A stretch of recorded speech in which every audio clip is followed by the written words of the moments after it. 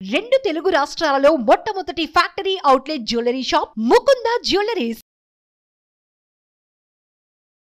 నమస్కారం. ముకుంద జ్యువెలరీ సమర్పించు open forum with Suman టీవీకి స్వాగతం, సుస్వాగతం.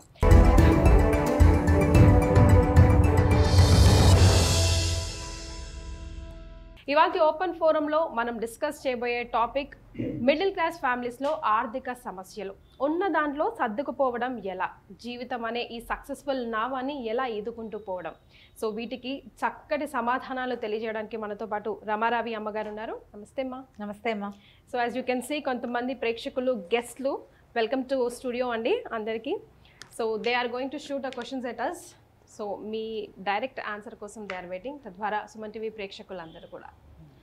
Life is beautiful of course, but life is at the other side adjustments కదమ్మా. అడ్జస్ట్మెంట్స్ లేనిది లైఫ్ లేనే లేదు. అయితే when it comes to family, financial, అది ఇంకా నెక్స్ట్ లెవెల్. అన్నీ ఇంకా దానితోనే స్టార్ట్ అవుతుంది. Interlinked relationship and money, financial issues అనేది. సో ఆ పాయింట్ని, ఇంటర్లింక్ని ఎట్లా చూడాలంటారు? మానవ సంబంధాలన్నీ ఆర్థిక బంధాలే అన్నారు. అంతే, వ్యాపార బంధంగానే ఉంటాయి. ఇవ్వడం, పుచ్చుకోవటం. ఇస్తేనే పుచ్చుకోగలుగుతాం. బార్టర్ సిస్టమ్ ఎప్పుడు కూడా ఆ సిస్టమ్ తోటే నడుస్తుంది. జీవితం అనేది ఎప్పుడు డబ్బుతోటే ముడిపడి ఉంది. డబ్బు అక్కర్లేనివి చాలా ఉన్నప్పటికీ డబ్బు కావాల్సినవి ఎక్కువ ఉన్నాయి. మనం దాన్ని తీయలేము కదా, విడదీయలేము. ఆహారానికి, విద్యకి, ఎక్కడికైనా వెళ్ళడానికి, ఏం చేయాలన్నా డబ్బులు అవసరం చాలా ఎక్కువ. అయితే ఈ డబ్బు అనేది ప్రతిసారి ఎండమావిలాగా ఉంటుంది. అదిగో ఇక్కడిక్కడే ఉంది అన్నట్టు కనపడుతుంది. ఆ కాస్త వెళ్ళాక ఇంకో బారెడు దూరం కనపడుతుంది. ఇళ్ళు కొనటాలు, వస్తువులు కొనుక్కోటాలు, ఆస్తులు పెంచుకోవటాలు, పిల్లల్ని చదివించటాలు, ఫారిన్ డ్రీమ్స్, బయటికి వెళ్ళటం, డాలర్ డ్రీమ్స్ ఉంటాయి, అక్కడికి వెళ్తాలు. వీటన్నిటికీ కూడా ఒక పరుగుగానే ఉంటుంది. ఎవరైనా సరే 50-55 ఏళ్ళు వచ్చేసరికల్లా, ఇంచుమించు నా ఏజ్ వచ్చేసరికి ఈ డ్రీమ్స్లో కొన్నిటిని చేసేయగలుగుతాం. కానీ లేటెస్ట్ జనరేషన్ పిల్లలకి డ్రీమ్స్ చాలా ఎక్కువ. అంటే వాళ్ళ గోల్స్ చాలా ఎక్కువ ఉంటాయి, డ్రీమ్స్ చాలా ఉంటాయి. ప్రయాణించేందుకు కొంచెం ఓపిక తక్కువగా ఉంటుంది. దీంతోపాటు ఏంటంటే ఇప్పుడు పెనవేసుకుపోతున్నటువంటి ఖర్చులు విపరీతంగా పెరిగిపోతున్నాయి. మన ఆకాంక్షలు కూడా చాలా ఎక్కువైపోతున్నాయి. డబ్బు అడ్జస్ట్మెంటు చాలా తలకాయ నొప్పి. ఇందులో ఏంటంటే రకరకాల భూతాల బారిన పడతాం మనం. డబ్బు అవసరం, ఏదో కొనాలి, ఏదో చేయాలనిపిస్తుంది. సులువుగా డబ్బు వచ్చే మార్గాలు కొన్ని కనపడుతూ ఉంటాయి, అవి చేసేస్తారు. ఆ తర్వాత అందులో ఇరుక్కుపోవచ్చు. అందులో అప్పులు చేసే విధానం ఉండొచ్చు, ఈఎంఐలు ఉండొచ్చు, కాల్ మనీ లాంటి వ్యవహారాలు ఉండొచ్చు, స్నేహితుల దగ్గర అప్పులు ఉండొచ్చు, క్రెడిట్ కార్డ్స్ ఉండొచ్చు. వీటిని ఎట్లా చేయాలి అంటే ఎప్పుడు కూడా ఎవరో ఒకళ్ళ సలహా తీసుకుంటూ ఉండాలి. అసలు ఏదైనా చెయ్యాలా వద్దా అనేది 4 సార్లు ప్రశ్నించుకుని కానీ ఆర్థికమైన వ్యవహారాల్లోకి ముందడుగు వేయకూడదు. కనీసం 1,00,000-1,50,000 సంపాదించేవాడు కూడా ఒక ఖర్చు చేసేటప్పుడు ఆలోచిస్తేనే చెయ్యాలి. అప్పు తీసుకునేటప్పుడు ఆలోచించాలి. ఒకళ్ళకి 2-3 సలహా అడిగి తీరాలి. ఏ సలహాలు లేకుండా చేసిన ప్రయత్నాలు సాధారణంగా వికటిస్తున్నాయి ఇప్పుడు. ఈ టెన్షన్లో పడి మనకు అసలే టెన్షన్ఫుల్ జీవితం వల్ల ఏంటి, మనకి డ్రైవింగ్ టెన్షన్, టైం ఒకటి టెన్షన్. ఈ 2 టెన్షన్లతోటి ఈ డబ్బు టెన్షన్ కనుక తోడైతే ఫస్ట్ ఆఫ్ ఆల్ మొట్టమొదటి వచ్చేది స్పాండిలైటిస్. హ్యాండ్ మూమెంట్ తగ్గిపోతుంది.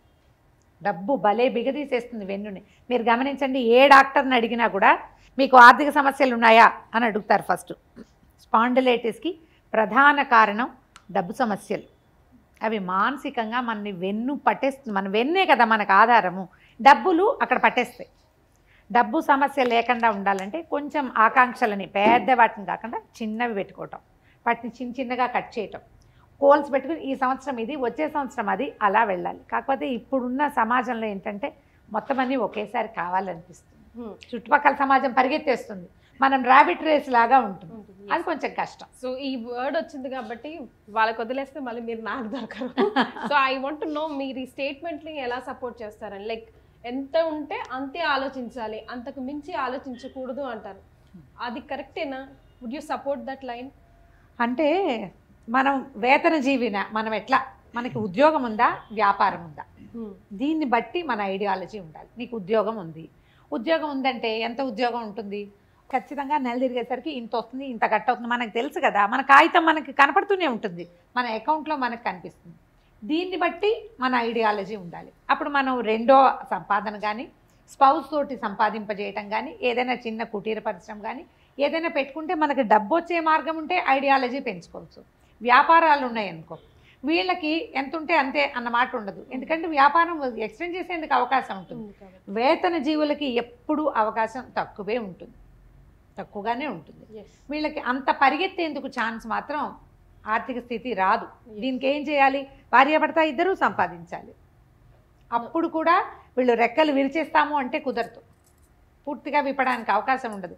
ఒక 3, 4, 6 నెలలు చూసుకుని ఇది స్టేబుల్గా ఉంటుంది అని అనుకున్నప్పుడు కొత్త ఐడియాలజీ చేయొచ్చు. కానీ ఇదివరకు అట్లాగా ఎంత ఉంటే అంతే చేస్తాము అంటే ప్రస్తుత సమాజంలో ఎదగలేకుండా అయిపోతాం. ఎక్కడున్నావే గొంగళి అంటే నిన్న వద్దని నువ్వు వేసిన చోటే ఉన్నానని చెప్తూ ఉంటుంది. అది అలా ఉండకూడదు. కొంచెం ఐడియాలజీ మార్చుకోవాలి. ఎక్కడ పొదుపు చేయొచ్చో ప్లాన్ చేసుకుంటూ ఉండాలి. ఎప్పుడు కూడా మనీ మ్యాటర్స్, ప్లానింగే మ్యాటర్స్. డబ్బుల విషయంలో ఈ నెల మానేసిన ఖర్చు వచ్చే నెల కూడా మానేయగలమా లేదా అనేది మనం డిసైడ్ చేసుకోవాలి. కాగితం ఉండాలి ప్రతిదానికి. ఏ వస్తువు కొనాలన్నా లిస్ట్ ఉండాలి. ఈ లిస్ట్లెస్నెస్ తోటి కొన్ని రకాల షాపింగ్లు గీపింగ్లు చేస్తాం. ముందు పిల్లలు అడుగుతారు కదా, చూద్దాం, వీళ్ళకి చెప్తాం సమాధానం. Right. So first question please. అమ్మ మీ పేరు? నమస్తే మేడం, నా పేరు శోభారాణి అండి. నేను మారట్పల్లి నుంచి వచ్చాను. ఆడవాళ్ళు ఇంట్లో ఉండి డబ్బులు సంపాదించేటువంటి మార్గాలు బోల్డ్ ఉన్నాయండి. ఇప్పుడు ఆడవాళ్ళు ఇంట్లో ఉండేది తక్కువేనమ్మా, శాతం తక్కువగానే ఉంది. ఎవరో మరి చాలా చిన్న చదువులు, అర్లీ మ్యారేజెస్ అయిన వాళ్ళు ఇళ్లలో ఉంటున్నారు. కానీ కొంచెం యంగ్స్టర్స్, చదువుకున్న వాళ్ళు అయితే ఏవో రకరకాల మార్గాలు వాళ్ళ చదువు వల్ల వాళ్ళకి ఎలాగూ కనపడతాయి. అవి కాకుండా ఇప్పుడు ఎలీప్ లాంటి సంస్థలు బోల్డని నేర్పిస్తారు. వీళ్ళకేం రాదు, ఏదో గ్రాడ్యుయేషన్ చేశారు, పెళ్ళైపోయింది, పెద్దగా ఏమీ బయటకు వెళ్ళే స్కోప్ లేదనుకోండి, ఇంట్లో కూర్చుని ఎన్ని రకాలైనా చేయొచ్చండి. వంట చేయొచ్చు, పచ్చళ్ళు చేయొచ్చు, అప్పడాలు వడియాలు చేయొచ్చు. ఎవరి పిల్లలనైనా 2-3 గంటలు అట్టే పెట్టుకోవచ్చు. ట్యూషన్స్ చెప్పచ్చు కొంచెం చదువుకుని ఉంటుంటే. మెషిన్, టైలరింగ్ లాంటివి చేయొచ్చు, ఫ్యాషన్ డిజైనింగ్ చేయొచ్చు, చిన్న పొన్న కంప్యూటర్ కోర్సులు చేస్తే వాటి మీద ఉద్యోగాలు చేసుకోవచ్చు. ఇంట్లో నుంచి హోమ్ ట్యూషన్స్ ఎంత పెద్ద బిజినెస్సో, ఇప్పుడు ఎంత మంచి అవకాశమో చాలా మందికి తెలుసు. ఆన్లైన్లో కూడా అవుతున్నాయి. నేను మా బిల్డింగ్లోకి ఇంజనీరింగ్ చదివిన పిల్లలు, 2 ఆడపిల్లలు వస్తున్నారు ట్యూషన్ చెప్పడానికి. 5th, 7th క్లాసుల దాకా మ్యాథమెటిక్స్ ఈజీగా చెప్పేస్తారు. ఇంజనీర్ రంగా మా అమ్మాయి అంటే ఇంటర్మీడియట్ అయ్యాకే కదా, నెల తిరిగేసరికి ఒక 4,000 రూపాయలు. వాళ్ళ చేతి ఖర్చులకి ఎక్కడికి వెళ్ళక్కర్లా. టైం వేస్ట్ చేసుకోకుండా ఆడవాళ్ళు ఎంతసేపు యూట్యూబ్లోనో ఇన్స్టాలోనో ఏదో ఒకటి చూసుకుంటూ, వంట చేసుకుంటూ, చేసిన పనే చేస్తూ, ఇప్పుడు ఓసీడీలో ఒక సమస్యగా ఉన్నాయి. తెగ తుడుస్తారు, తెక్కడుగుతారు. ఎంత తుడిచినా ఎంత కడిగినా మన ఇంద్రభవనం ఇంతే ఉంటుంది. చిన్నిల్లే కదా. ఇప్పుడు అమ్మాయి ఏదైనా సంపాదించాలనుకుంటే దానికి దేవేంద్ర భవనం ఉండదు, సామాన్యమైన ఇల్లు. విపరీతంగా కడిగి తుడిచి ఓసీడీలు అవి ఉన్నవాళ్ళు కూడా ఏదైనా పని చేస్తే అవి తగ్గిపోతాయి. అది పెద్ద ప్రాబ్లం. ఇప్పుడు ఎగ్జాక్ట్లీ విపరీతంగా చేస్తారు. ఎంతసేపు కొత్త తిండి ప్రయత్నాలు చేస్తారు. దాని బదులు సంపాదన ఆలోచిస్తే ఏవైనా చేయొచ్చమ్మా. మీకు యూట్యూబ్ నిండా బ్రహ్మాండమైన అవకాశాలు కనిపిస్తాయి. ఎక్కడెక్కడ ఉద్యోగాలు ఉన్నాయి, ఎక్కడెక్కడ ఏమేమి పనులు చేయొచ్చు, కొన్ని పనులు నేర్చుకోవచ్చు. కొన్ని అద్భుతమైన సంస్థలు ఉన్నాయి నేర్పించేవి. ఎలాంటి కొత్త కోర్సులతోటి స్వయం సిద్ధలుగా ఆడవాళ్ళు ఉండొచ్చో వాళ్ళు నేర్పించి చూపిస్తారండి. మంచి అవకాశాలు ఉన్నాయి ఇవాళ రేపు.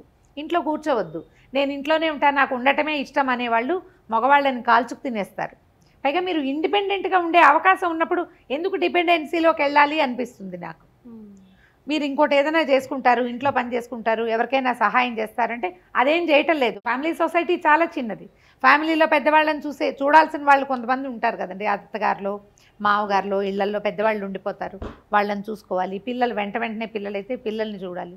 కొంతవరకు చూసి రోజులో కొంత సమయాన్ని వినియోగించుకునే అవకాశాన్ని వాడుకుంటే ఈ ఆర్థిక సమస్యల నుంచి బయటపడగలుగుతారు. ఇప్పుడు నేను ఒక 10 చెప్పానండి, ఎలీప్లో 100 ఇస్తారు. ఏదో ఒక అవకాశాన్ని తీసుకోవచ్చు కదా. మనం ఇప్పుడు మరీ 50s వచ్చాక ఇప్పుడు ఆర్థికంగా ఏదైనా చేయాలా, ఏదో ఒక ప్రయత్నం చేయాలంటే వాళ్ళ శక్తి మేరకు చేయగలుగుతారండి. ఆరోగ్యాలు సహకరించవు. చిన్నపిల్లలు అనుకోండి 30sలో ఏదైనా చేయొచ్చు. ఎన్ని రకాల మేకింగ్లు ఉన్నాయమ్మా, బ్యాగ్ మేకింగ్ దగ్గర నుంచి. ఈవెన్ ఆన్లైన్ సేల్స్ కూడా ఉన్నాయి కదా. ఆన్లైన్ సేల్స్ ఉన్నాయి, double sales, commission based sales, అన్ని రకాలుగాను ఆడవాళ్ళు ఎవరు సమయం వృధా చేసుకోవట్లేదు నేటి జనరేషన్. ఇవాళ రేపు ఈ పాలియేటివ్ కేర్ ఇది ఒకటి విన్నారా మీరు? పెద్దవాళ్ళకి సహాయం చేయడం. హాస్పిటల్స్లోకి అక్కడికి వెళ్ళి చేసేది ఫారిన్ కంట్రీస్లో కనపడుతుంది.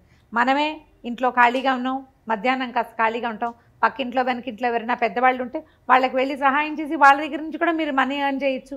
నాకు తెలిసిన 2 అమ్మాయిలు ఈ పని చేస్తున్నారండి. చాలా సింపుల్. ఇలా ఒక వీడియోలో చెప్పిన తర్వాత అమ్మాయి చిన్నపిల్లల్ని చూసుకోండి అని చెప్తే, పిల్లల్ని చూడాలంటే చాలా కష్టము, పెద్దవాళ్ళు సాయంకాలం వెళ్ళి ఆయనకి ఏదో భగవద్గీత వీడియో ఇవి పెట్టిన ఆయనకి వీడియోలు ఆన్ చేసుకోవడం రాదు. 2-3 hours వాళ్ళ ఇంట్లో స్పెండ్ చేస్తారంటే సాయంకాలం రొట్టెలు చేసి పెట్టి వచ్చేస్తుంది.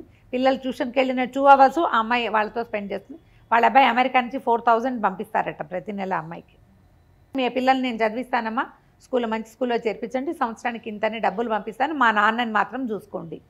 ఈ అమ్మాయి ఆ ఊరు ఈ ఊరు కూడా వెళ్ళాల, ఆయన్నే చూస్తుంది. ఎక్కడికైనా వెళ్ళాలంటే ఎవరన్నా ఫ్రెండ్ని అరేంజ్ చేసి వెళ్తున్నారు. సంపాదన మార్గం చూడండి. పిల్లల చదువుకి మంచి అవకాశం కనపడింది కదా. చాలా బాగుంది. నిజాయితీగా చేయండి అమ్మా, ఏ పనైనా సరే. మీరు ఒకరిని మోసం చేయొద్దు, మీరు మోసపోవద్దు. ఒకేసారి చాలా వచ్చేయాలని మాత్రం ఆశించద్దు. తేలిగ్గా చేస్తూ నిదానంగా ముందుకెళ్తే ఈ సంవత్సరం 5-6 వేలల్లో ఉంటే వచ్చే సంవత్సరం 7-8 వేలల్లోకి వెళ్తాము. రెగ్యులర్గా డబ్బులు రావడం అనేది చాలా ఇంపార్టెంట్. సరిగ్గా ఆలోచించి దిగండి ఎందులోకి దిగినా కూడా.